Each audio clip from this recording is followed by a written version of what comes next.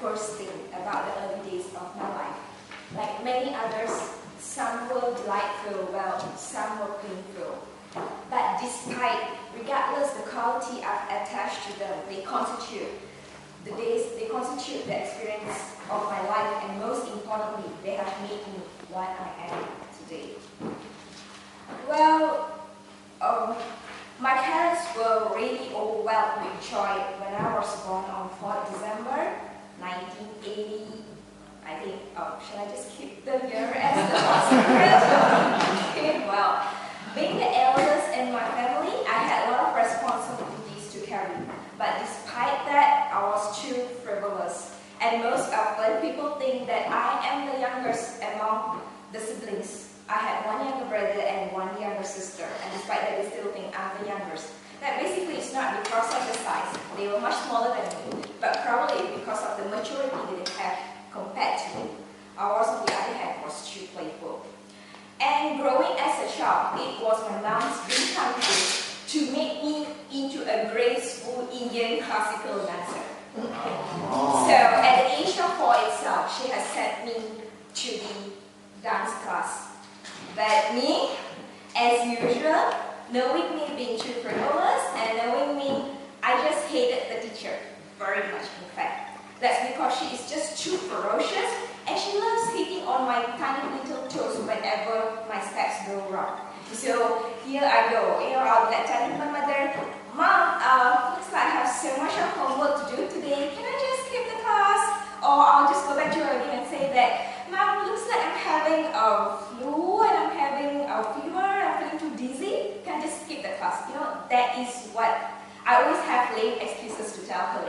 That is why until today she has never succeeded into turning me into a dancer. So while my school life began, and again, I also hated studying.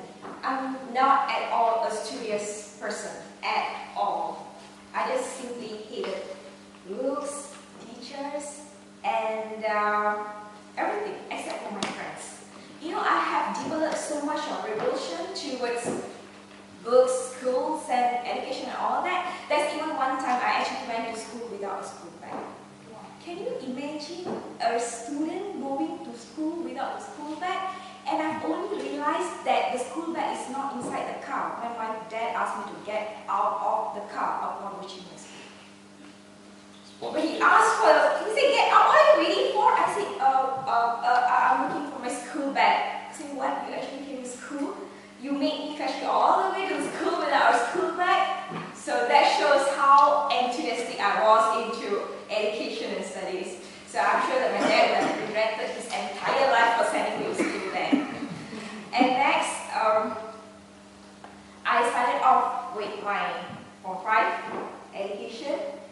And in school, I'm just not an outdoor person at all. I rather stay in the class, not study, but chatting with my friends. As you just mentioned, I just love chatting. I don't know why. My friend, most of the time, they call me a chatterbox. That's what they call me. And time and tides waits for no man. And before I could realize, my school life ended.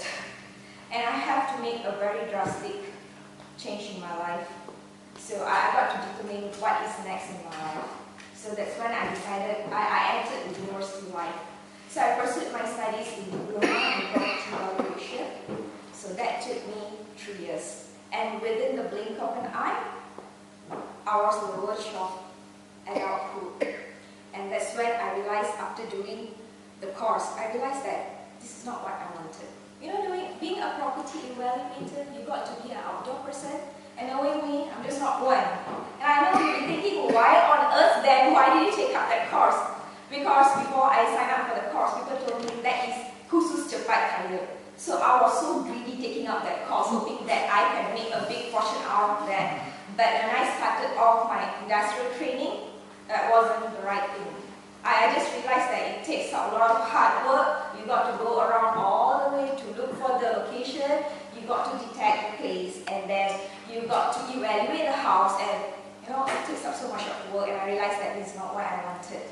So finally, at the end of the day, I joined a manufacturing firm as a management trainee. I joined a Japanese manufacturing firm. So life was good over there, but then I realized that what's next in life again? I cannot be going on just like this with my diploma in property valuation and that's it. So I realized that, okay, looks like I got to further my studies. So I applied for university, but even before entering to the university, I got an offer for an interview to enter the public sector. So I just tried my luck, whether I'll get it through or not. So when I was interviewed by the interviewer, he asked me, do you think there's a room of improvement for government of Malaysia? I said, there's ample of room for improvement. Come on, when I called a government office, it takes so long for them even to answer the phone call. They keep passing the lines all over here and there.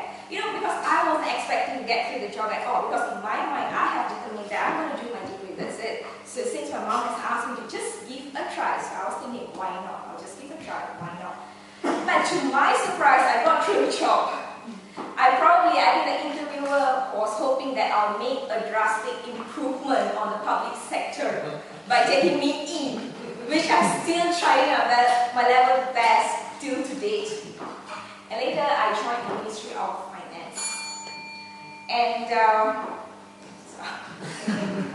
I joined the Ministry of Finance, and later I pursued my bachelor degree in human resource on part-time basis. And next, I also pursued my master's MBA in finance, also in part-time basis.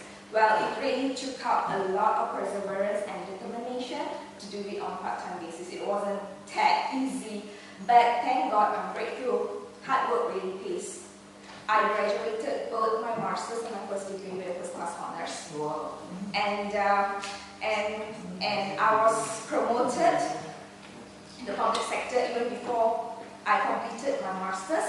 I was promoted to the Economic Planning Unit, Prime Minister's Department, to be our Sri Lanka's personal secretary. No. That's a joke. I'm not one, of course. I'm assistant director over there. You know, to think about it, I've been thinking how on earth that I'm not good at economics at all. Even in school, I've never been good at it. And I think right now, you might be wondering why is that our country's economic has been languishing right now. I'm sorry. I'm sure that you have realized the fact now. Ladies and gentlemen, I'm here right in front of you, still truly hoping, believing that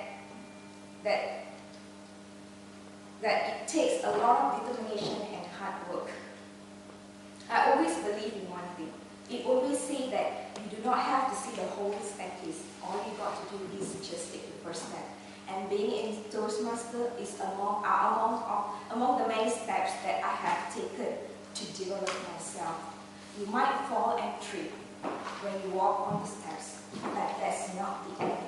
It is better to flip and fail for a million times. It is so much more to fail a million times, as it's so much more productive rather than not doing anything in your life. So at the end of the day, it's all your choice, it's all your perception. You can either see the glass half full, or you can either see the glass half empty. And I have definitely resorted to seeing my glass half full. How about yours? Hope you guys also resort to seeing your glass half full forever, and wish you all the best. And hope your life will be flourished with abundance of joy and success forever. Thank you very much.